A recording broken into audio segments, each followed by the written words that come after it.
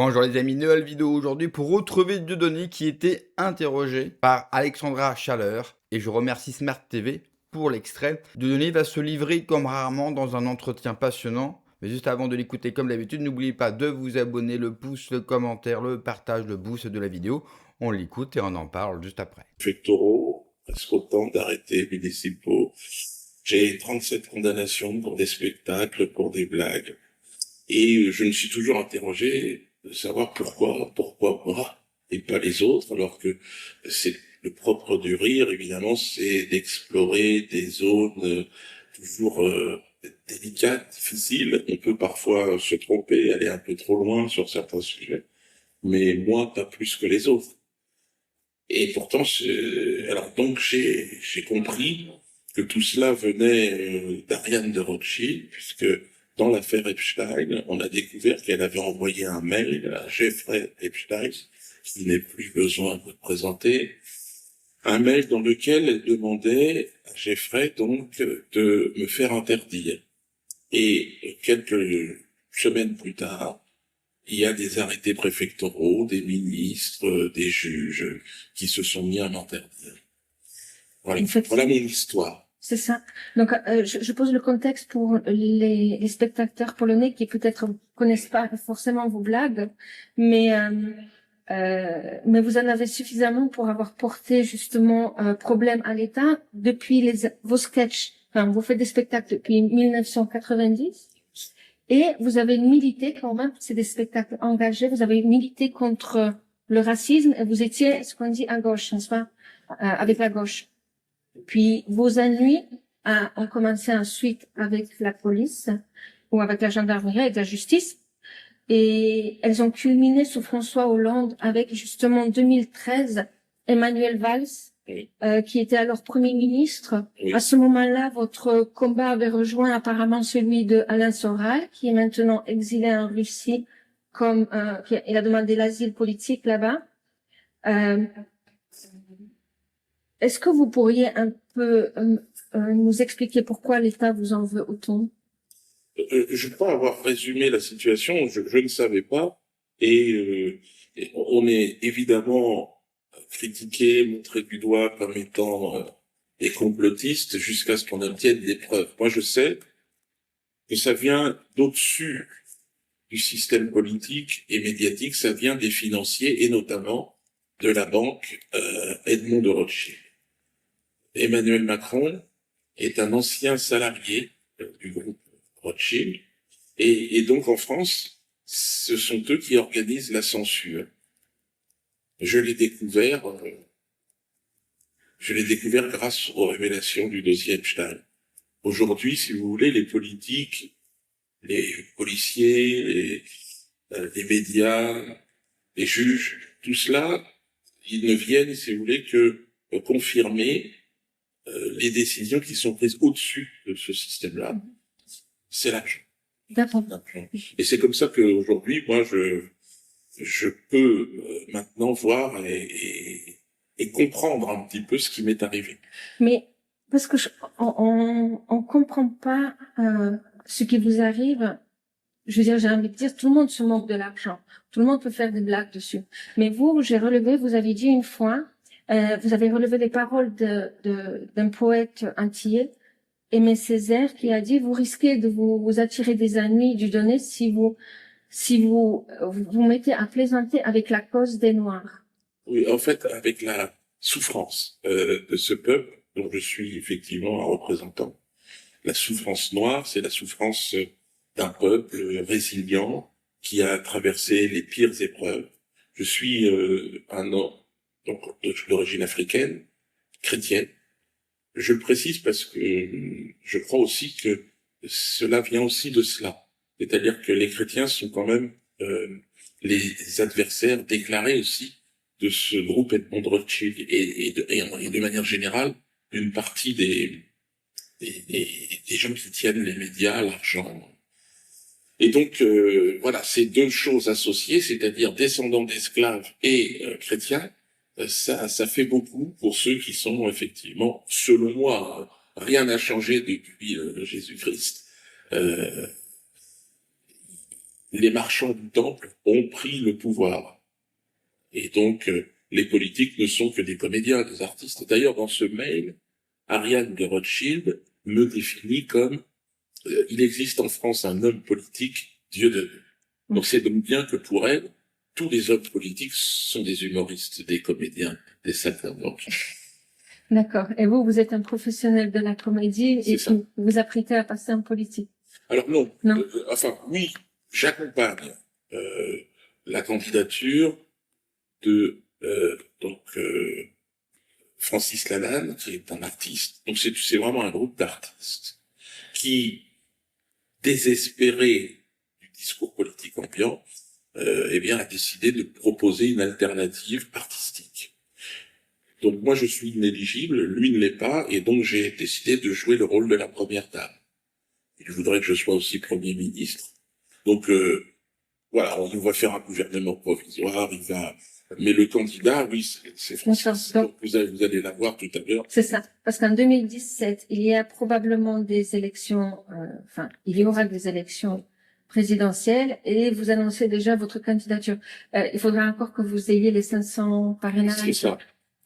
Alors, C'est engagé? oui. Moi, je pense que dans mon esprit, tout cela est une performance artistique. Est-ce que il y a beaucoup de gens qui ne vont pas voter en France? Peut-être qu'ils se déplaceront pour quelque chose qui n'est pas de la politique, qui est une performance artistique, c'est-à-dire ridiculiser, rire avec la posture sérieuse de ces gens qui sont les gens les moins sérieux qui soient. Et donc on va rire.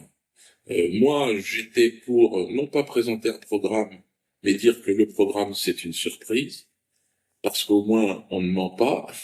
Et puis bon, Francis, lui, est plus politique, il est poète et chanteur, et donc c'est un humoriste et un poète qui se mettent ensemble pour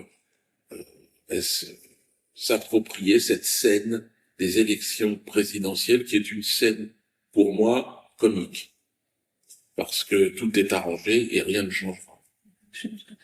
Vous aviez parfois parlé d'un système béquet. Vous pourriez nous dire de quoi il s'agit? Oui, ça c'est, si vous vous intéressez, je pense qu'en Pologne, les gens ne savent pas, mais la France est un pays, un ancien empire colonial, et un pays qui a encore des territoires outre-mer, donc Guadeloupe, Martinique. C'était des territoires qui étaient tenus par des béquets, c'est-à-dire des esclavagistes, qui ont transmis leur richesse de génération en génération à leur descendance. Et la descendance aujourd'hui de ces béquets, eh bien, possède tout. Tout le tissu économique de l'île dépend de ses descendants directs. C'est comme si vous aviez la famille Göring, Himmler, les gens passent, qui détenaient une région en Bretagne ou en Provence. D'accord. En fait, Césaire résumait bien. Il disait le système est raciste. Plusieurs points intéressants. Vous le savez, j'ai toujours soutenu et je soutiendrai toujours Dieudo et toutes les personnes qui sont menacées parce qu'ils utilisent leur liberté d'expression et leur liberté tout court. Et ce qui lui est arrivé, notamment le fait de se retrouver dans les dossiers Epstein, ce qui est totalement fou, enfin qui aurait pu imaginer que Epstein et ses amis, et notamment Ariane de Rothschild, eh bien, connaissent du donné, s'en occupent et ils sont en position de donner des ordres parce que suite à ce mail, parce qu'en plus nous avons les dates, cela correspond à ce que Manuelo va mettre en place bien sûr pour poursuivre sans cesse Dieudonné et l'empêcher de faire son métier. Moi, ce qui me fait rire, même si je le comprends dans sa communication, parce que Dieudonné est un homme extrêmement habile dans le marketing et de la communication, car il surjoue la souffrance noire en opposition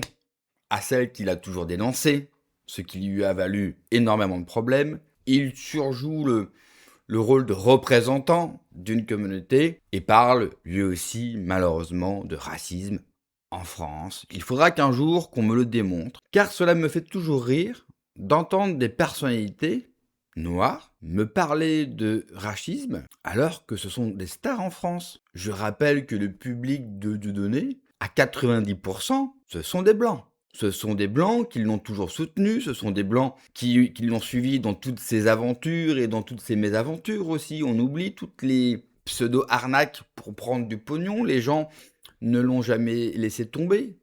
Les gens continuent à aller le voir dans des bus, dans des prés. Ce sont les Français. C'est paradoxal de dire que un peuple a des problèmes, et puis d'autre côté, ce même peuple qui a des problèmes, c'est celui qui vous soutient. Mais vous avez aussi des acteurs en France noirs qui vont se plaindre du racisme structurel, systémique, tout ce que vous voulez en France, alors que ce sont des stars adorées, adulées par les Français.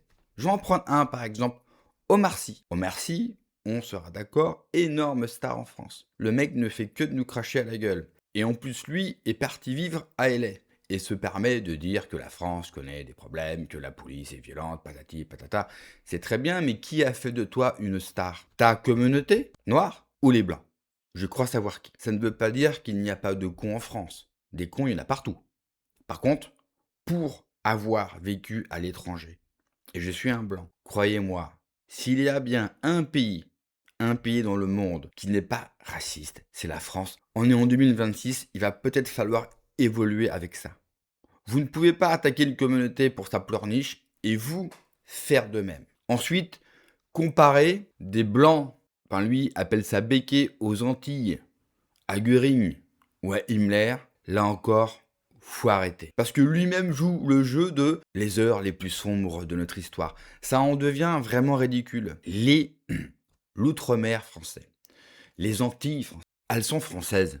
Point, barre. C'est comme certains Africains qui vont dire que c'est la faute des Blancs s'ils ne se sont jamais développés. Ce qui ne veut pas dire que les Blancs n'ont pas une responsabilité. Ne me faites pas dire ce que j'ai pas dit. Par contre, la corruption systémique que vous avez dans ces pays-là, c'est pas les Blancs qui l'ont provoqué. Alors je sais que la mode de l'époque, c'est de tout mettre sur le vilain blanc, d'accord, mais je pense que les Antillais, je pense que les Africains ont aussi leur responsabilité si leur île, leur pays ne s'est pas développé. Ce que je trouve dommage, c'est que Dieudonné, il est écouté. Et au lieu d'avoir un discours responsabilisant, de dire aux gens prenez-vous en main, il préfère franchir la ligne facile, c'est la pleurniche. Si nous n'avons rien, ce n'est pas de notre faute, c'est la faute des Blancs. À toujours rejeter la faute sur l'autre dans la vie, vous n'évoluez jamais, vous ne prenez jamais votre vie en main. Et au final, peu importe dans quel système vous allez vivre, vous n'arriverez jamais à rien parce que vous rejetez toute notion de responsabilité. Merci d'avoir regardé la vidéo les amis, n'oubliez pas comme d'habitude de vous abonner, le pouce, le commentaire, le partage, le boost de la vidéo pour les soins de vous, que Dieu vous protège. Allez, ciao.